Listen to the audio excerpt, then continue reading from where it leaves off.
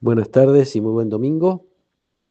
Rezamos hoy con un pasaje que está en el capítulo 12 del Evangelio según San Lucas, un poco después del que compartíamos el domingo pasado. Jesús dijo a sus discípulos: no temas, pequeño rebaño, porque el Padre de ustedes ha querido darles el reino.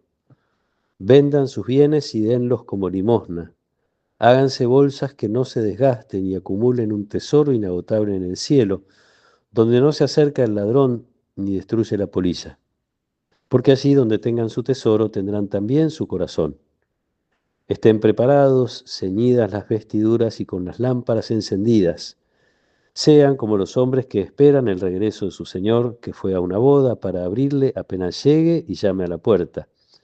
Felices los servidores a quienes el Señor encuentre velando a su llegada. Les aseguro que Él mismo recogerá su túnica, los hará sentar a la mesa y se pondrá a servirlos. Felices ellos si el Señor llega a medianoche o antes del alba y los encuentra así. Entiéndanlo bien, si el dueño de casa supiera a qué hora va a llegar el ladrón, no dejaría perforar las paredes de su casa. Ustedes también estén preparados, porque el Hijo del Hombre llegará a la hora menos pensada. Pedro preguntó entonces: Señor, ¿esta parábola la dices para nosotros o para todos? El Señor le dijo: ¿cuál es el administrador fiel y previsor a quien el Señor pondrá al frente de su personal para distribuirle la ración de trigo en el momento oportuno? Feliz aquel a quien su Señor al llegar encuentre ocupado en este trabajo. Les aseguro que lo hará administrador de todos sus bienes. Pero si este servidor piensa: mi Señor tardará en llegar, y se dedica a golpear a los servidores y a las sirvientas, y se pone a comer, a beber y a emborracharse, su Señor llegará el día y la hora menos pensada, lo castigará y le hará correr la misma suerte que los infieles. El servidor que, conociendo la voluntad de su Señor, no tuvo las cosas preparadas y no obró conforme a lo que él había dispuesto, recibirá un castigo severo. Pero aquel que sin saberlo se hizo también culpable, será castigado menos severamente. Al que se le dio mucho, se le pedirá mucho, y al que mucho se le confió, se le reclamará mucho más. Palabra del Señor. La primera lectura que acompaña hoy la celebración de la misa, sacada del libro de la sabiduría, es uno de los libros que es más fácil eh, encontrar conclusiones, enseñanzas, que muchos otros libros del Antiguo Testamento, porque precisamente son nociones de sabiduría muy profunda que superan, yo diría, el tiempo y el espacio. En otros textos del Antiguo Testamento uno tiene que pensar dónde fue escrito, cuándo fue escrito. Este libro es el último del Antiguo Testamento, escrito 50 años antes más o menos del nacimiento de Jesús.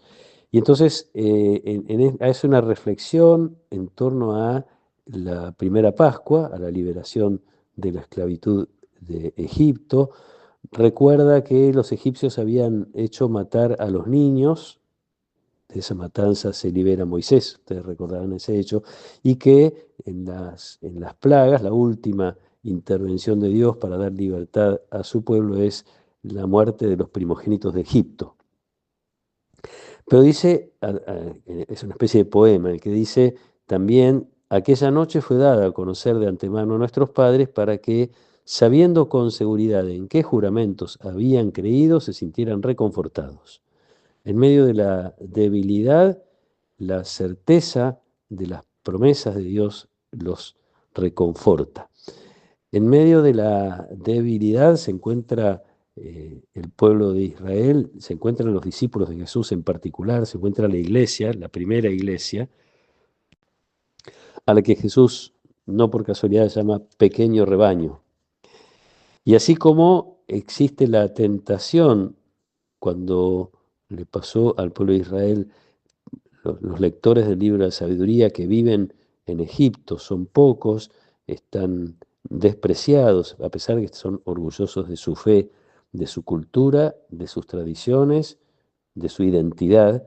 A pesar de eso, está la tentación de abandonar, de perder esa firmeza en la fe. A los primeros cristianos les está pasando un poco lo mismo, más que están notando que la promesa del regreso de Jesús se demora un poquito, a lo mejor por eso Jesús hace esta referencia. Si el servidor piensa, mi Señor tardará en venir, puede ser que ahí se desvíe, se desvirtúe y deje de hacer la tarea que tiene que hacer. Por eso esta invitación de Jesús a estar preparados, a estar atentos, ceñidas las vestiduras y con las lámparas encendidas. Esto hace pensar no solo a un servidor que tiene que estar, no puede apagar las luces de la casa si está esperando que llegue el Señor, y tiene que estar ceñido para poder trabajar, para poder atenderlo, etcétera.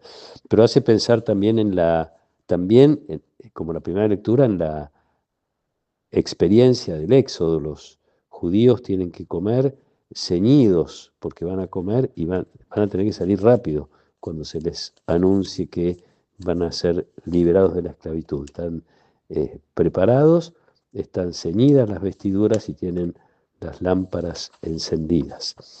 Finalmente, del libro de la sabiduría les recomiendo, si tienen un ratito para rezar, es el capítulo 18, el comienzo del capítulo 18.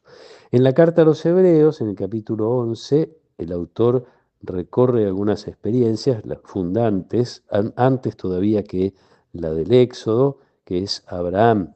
Abraham parte sin saber a dónde va por fe. Abraham espera, dice, aquella ciudad de sólidos cimientos cuyo arquitecto y constructor es Dios. Ya en las promesas, la confianza en las promesas de la que hablaba el libro de la sabiduría, la confianza en las promesas apuntan a una vida mejor, no solo en una tierra mejor, una tierra que es la tierra prometida, sino en la vida eterna, en definitiva. Pues lo dice también el autor de la carta a los Hebreos.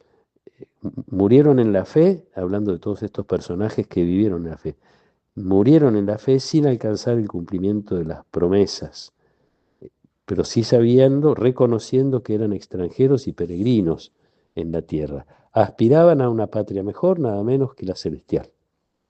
Y ahí creo que es donde uno puede reconocer mejor las palabras de Jesús.